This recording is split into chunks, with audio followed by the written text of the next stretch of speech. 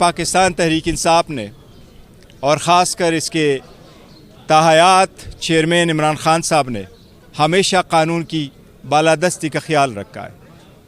وہ واحد لیڈر ہے اس ملک کا جو 50 سالوں سے آپ سارے جانتے ہیں کبھی کوئی ایک مرتبہ بھی نہیں کر سکتا کہ قانون کی خلاف ورزی کی ہے، ناٹ ایون اس وقت میں جس وقت وہ کرکٹ میں تھے۔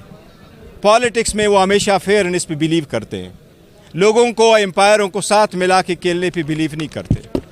ہم نے ہمیشہ قانون اور آئین کی پاسداری کرتے ہوئے اپنے پارٹی کے اندر اگر ڈیموکریسی آپ کو نظر آتی ہے وہ صرف اور صرف پاکستان تحریک انصاف میں خان صاحب کی وجہ سے موجود ہے، اور اس کی زندہ مثال میں آپ کے سامنے ہوں۔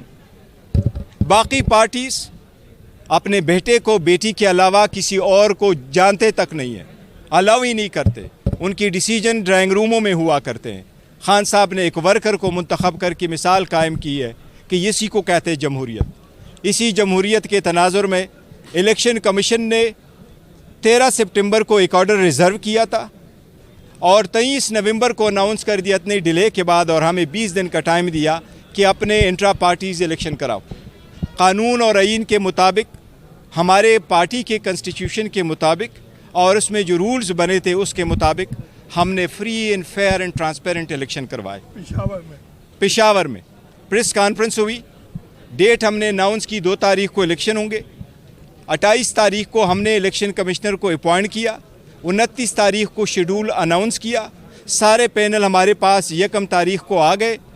جس وقت کرٹیکل اور ٹف سچویشن میں وہ آئے وہ سب کے سامنے، وہ صرف ایک پینل آیا، وہ ان اپوز منتخب ہوئے، لیکن ہمارے رولز اتنے ڈیموکریٹک ہے کہ رولز میں پرووائڈڈ ہے کہ اگر ایک پینل بھی آئے تو جہاں ووٹر جمع ہوئے ہیں ان سے بھی آبجیکشن لیا جائے گا، ریزولوشن لے کر کے فائنل ہوگا۔ تو ہمارے فری فیئر ٹرانسپیرنٹ الیکشن ہم نے کر کے اس کی ساری سرٹیفیکیشن ہم نے الیکشن کمیشن کے سامنے فائل کر دیا۔ الیکشن کمیشن سے ہم نے بصد احترام استدعا کی تھی کہ الیکشن شیڈول آنے والا ہے، کسی بھی پولیٹیکل پارٹی کا اس کا نشان، اس کی ایک آئیڈینٹی ہے، ہم اس آئیڈینٹی کو پریزرو کرنے کے لیے، کیونکہ P T I almost 70% Pakistani کو ریپرزینٹ کرتی ہے، اس کے لیے ہم نے درخواست کر لی کہ آپ ہمارا سرٹیفکیٹ ایشو کریں۔ آج میں نے عدالت کے سامنے ایک پٹیشن فائل کی تھی، ہم نے پٹیشن فائل کی، پی ٹی آئی نے، کے پی کے سارے جو ہمارے وائس پریزیڈنٹ تھے وہ اس میں بھی پٹیشنر تھے۔ ہم نے کورٹ سے یہ استدعا کی کہ الیکشن کمیشن کے آرڈر کے کمپلائنس میں ہم نے الیکشن ہولڈ کیے۔ ہمارے جو ایکچوئل ورکر ہے کسی نے بھی چیلنج نہیں کیا۔ کوئی بھی قانون میں ایسا پروویژن موجود نہیں ہے جس کو بیس بنا کے الیکشن کمیشن کسی بھی پولیٹیکل پارٹی کو بشمول پی ٹی آئی کے انٹرا پارٹیز الیکشن کو دیکھے۔ 175 پولیٹیکل پارٹیز جو 1960 کے قانون کے اندر اپنی انٹرا پارٹیز الیکشن کراتی تھی، ڈاکومنٹیشن فائل کرتے تھے، کسی ایک کا بھی الیکشن کمیشن نے نہیں دیکھا۔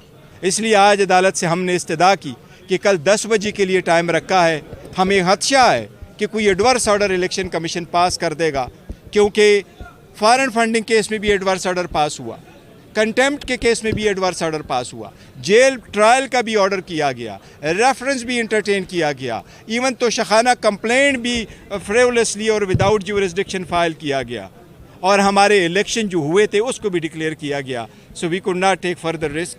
آج الحمدللہ عدالت نے الیکشن کمیشن کو فائنل ایڈورس آرڈر سے روکا ہے۔